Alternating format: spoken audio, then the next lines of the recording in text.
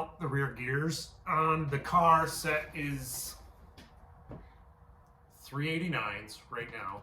And I'm cruising on the highway, 70 miles an hour. She's turning about 3,000 RPM. Not ideal for road tripping and stuff like that. I guess I'm kind of an idiot, and I thought that it'd be more of a drag car than a drive car, but let's be real, like 99.9% of its life, it's gonna be on the streets, so that's why I'm changing it out. I got a set of 325s here. I have a Quick Performance Ford 9-ish in there. Called them up, I said, hey, you know, which ones are in there now? Like, brand-wise, they said Motiv, so I just went with Motiv again. Got that. I also got an install kit here. I've never done this before. I kind of know what I'm doing. I watch YouTube videos because that's where we all go in order to figure out what the crap we're doing. So this is not going to be a how-to. This is going to be probably what I'm going to be struggling with and seeing how close I can get it to being perfect. But yeah, first step, I gotta get that old rear end out, so I'm going to get to that right now. In order to get that rear end out, I got to get the wheels off. In order to get the wheels off, I got to get the traction bars out to get this thing enough droop in order to get out of the way of the skirt area there. Drive shaft out, brakes off, axles out, and then the rear end should be able to, or the third member should be able to come out. It's kind of hard to see, but there she is right there. This should be fun. Sure. I'm gonna try to have fun with it. Shouldn't take more than half an hour. I'm gonna time myself. Let's see how long it takes. I don't know if you guys know this, but these things are heavy, and that was very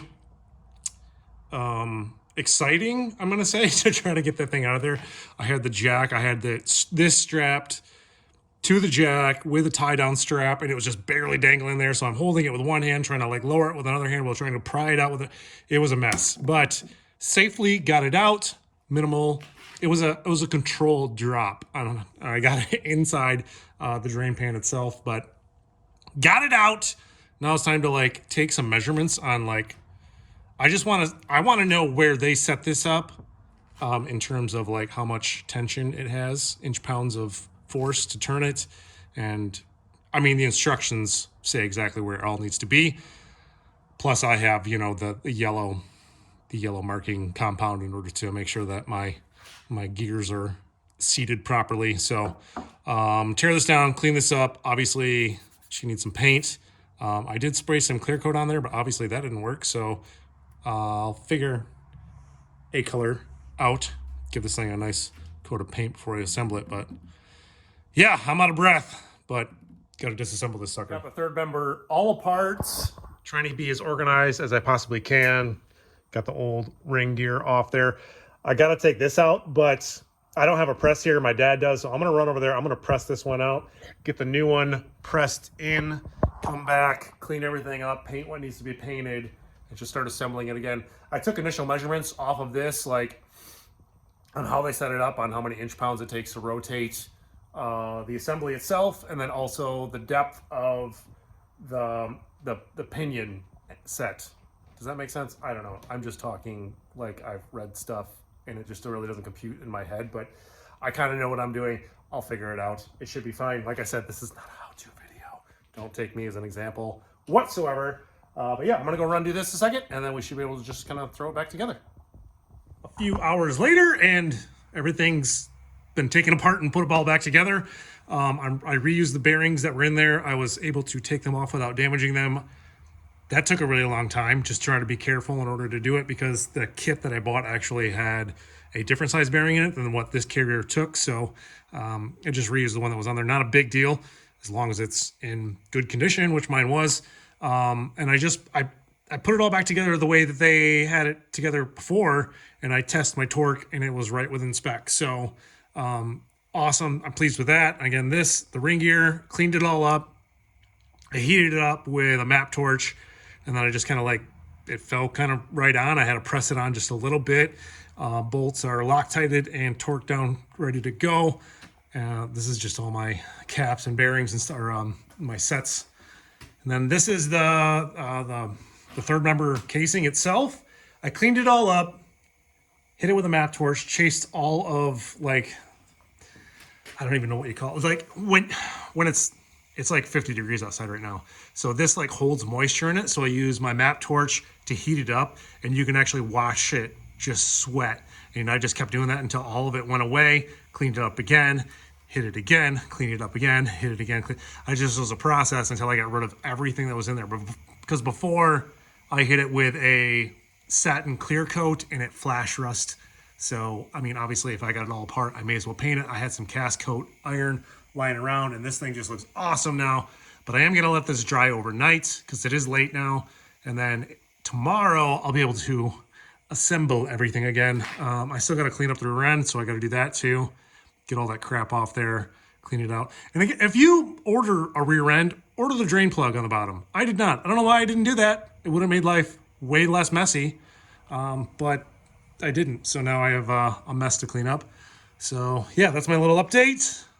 When it's all together, I'll show you that. So I was going to go in, but I needed to get it done. So that's what I did. Got it all together. I'm really pleased with the drive side marking there, kind of middle lower, right in the middle of the tooth. And same thing on the coast side. And then I have 7 thousandths backlash, which is perfect. Yeah, I'm really pleased with this. I also went ahead and I cleaned up the rear end, like really, really good. So this can all get slapped back together, but I'm gonna wait till tomorrow. It's 1 a.m.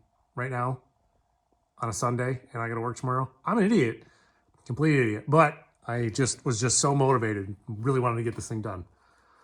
But yeah, I'll pick it back up tomorrow. Throw it in. Good morning. I don't really know why I'm saying good morning. I have no idea what time you're watching it, but it's morning for me. And before I head off to work, I'm gonna go ahead. I'm gonna throw the rear end in, but I'm not gonna tighten it down. The reason being, I want to like RTV everything and just kind of let it press against it, and then let that kind of seal up and then tighten it down, because that's kind of the way you're supposed to let it happen. So I'm gonna get to that. If you don't see this, that means that I was bench pressing it and it slipped off and smashed my face in and I'm dead. But if you are seeing this, it was a success. So let me get to that, and then yeah, we can start slapping it all back together when I get home. This is gonna suck. Oh my God, this is so heavy. It's right on my privates. Hold on, okay.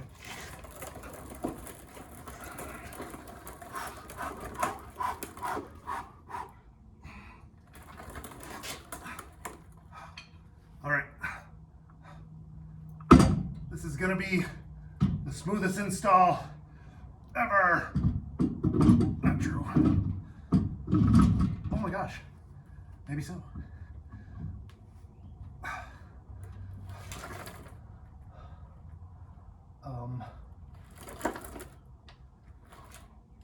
Where am I?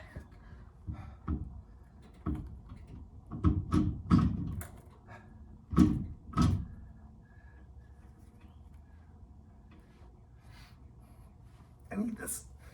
Oh.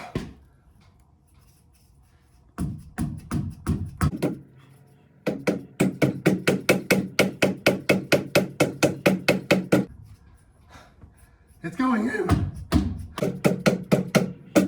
Just got done cleaning up these rear rotors. If you saw them before, they flash rusted really bad, and then they weren't coated because I really honestly didn't care, because they were behind those guys there. Steelies, you didn't see them at all. But the next wheels I'm going to throw on this thing, you're definitely going to see them.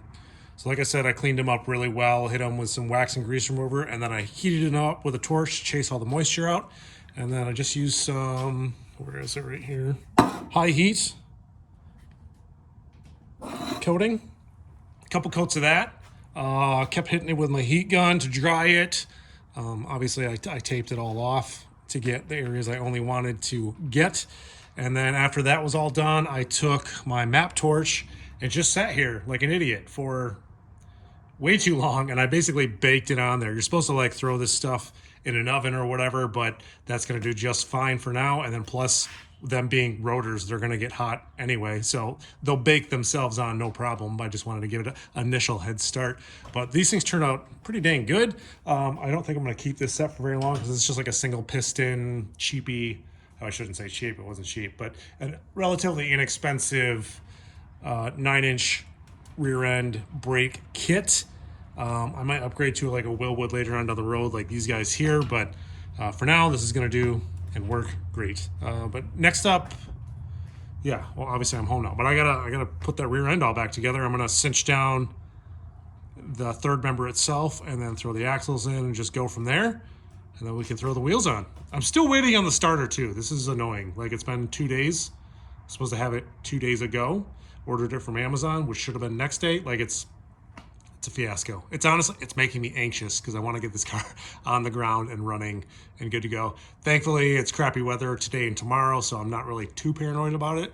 But like, it's just waiting on parts is the worst. Rear end is all back together. Those rotors look so much better. I still gotta fill that thing up with fluid, but for right now, I'm gonna throw on the new wheels and tires. So I'm doing like bigs and littles. I got 15 by 10 Billet Specialties, and then what are these, like 17 by 4.5 or something like that, front runners. So these are some little pizza cutters going on right up here. This is gonna give this thing such a different look than what it had before. I think I'm really gonna like it. I actually built the car in order to stuff these giant tires underneath there. I mean, they're not like giant, but they are a 295 55 R15 Street SS. I'm gonna see if I have any rubbing issues. If I do, I'll switch over to like a 275 60 or something like that, because that's kind of the equivalent of what that guy is. It's a 26-inch tall tire. This guy's a 28-inch tall tire. So that's gonna look, I'm excited. Like, I'm excited. I'm bummed again. Starter not in, so I can't put the thing on the ground, but I can still put it back up in blocks and kind of get like the ride height out in, because I want to drop the front end quite a bit more, kind of give it that drag look, you know. In order to get these rear tires on though, I actually have to undo the rear shackles and let the axle kind of swing out of the way, because there is not enough room in between this here with its maximum droop in order to stuff those things up in there. And I'm not about to scratch these things up because they're expensive. These are the most expensive wheels I think I've ever bought, and not about to mistreat them. So let me get that knocked out, get the thing back on blocks, and hopefully it looks good. It should. It will. It's gonna. Let's find out. Are you ready for this? Are you, like, you don't look? Let me turn it around. Like, because obviously you don't want to see me, you want to see the car. Look at this! This is so good. Yeah, this is it. Yep. I like it a lot. I had a little bit of an issue with the rear calipers. They hit a tiny bit on the wheel, nothing a grinder couldn't take care of, and a little paint. I actually built the rear end section and everything fitted for this wheel tire combination, but I was waiting on those front tires for almost a year until they came in, because I knew I wanted to do 17s up front, 15s rear. And this combination is just insane. Yeah, absolutely freaking love it. This thing looks completely different and so mean. Like, yeah, this is awesome. I went ahead, I actually put on the rest of the exhaust, buttoned up everything underneath, because I'm waiting on my starter. As soon as that starter's in, I'm starting this thing. And hopefully the weather will be nice and I'm driving it around, but I don't want to wait. I'm trying to knock out as much stuff as I can right now. But I'm ecstatic about this, you guys. This looks so freaking good to me. It's been a couple days. I've been tidying up a few things here and there with the car underneath, making sure everything's tight and everything's ready. Just doing a full nut and bolt check because I'm still waiting on the starters, but they just showed up. They're right there. I actually ordered 2 of them because the initial one that I ordered for some reason just never showed up and just says that it's still trying to ship. So I ordered another one 2 days later, the exact same thing.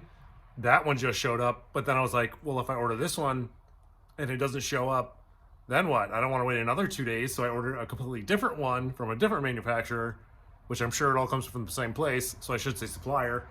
And then now I have 2, which is fine because I'll take the other one and I'll use it like on this engine or something like that. But yeah, I got 2 to pick from now. So I'm gonna throw this in and we can finally start this thing. So I don't think I ever hit record on when I first started it, but it's running. So my bad. It's quiet, you guys, like super quiet. Like I don't hate it. It's a nice deep throaty sound.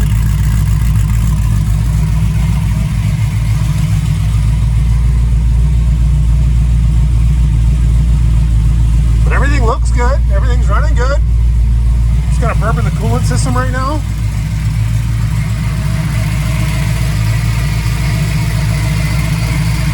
The pulleys and stuff are a little bit noisy to begin with, but then they quieted down.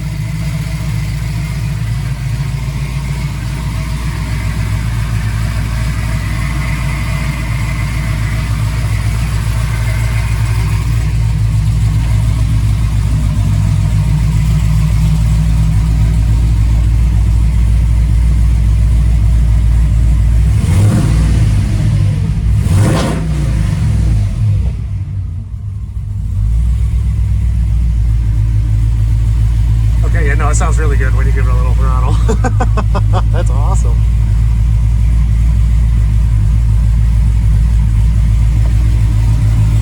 All right, I'm gonna let it warm up and go let it do its thing, check over everything, keep watching it, and then when I get it on the ground, I'll update you guys. Hey guys, one thing I want to touch on, my coolant temp. See, this is 194. It hasn't moved. This thing's been running for 10 minutes. Hasn't moved one bit. Fans haven't kicked on or anything, and that is so freaking awesome to me because that's what this whole thing was about. Was trying to get this thing to maintain a coolant temp while idling. Granted, it's like 50, 60 degrees out right now, but it hasn't moved. Like, it's efficient, and I freaking love that. Like, all this hard work completely paid off just for this one moment. Guess what? Yeah, we're out driving her. This is so freaking awesome.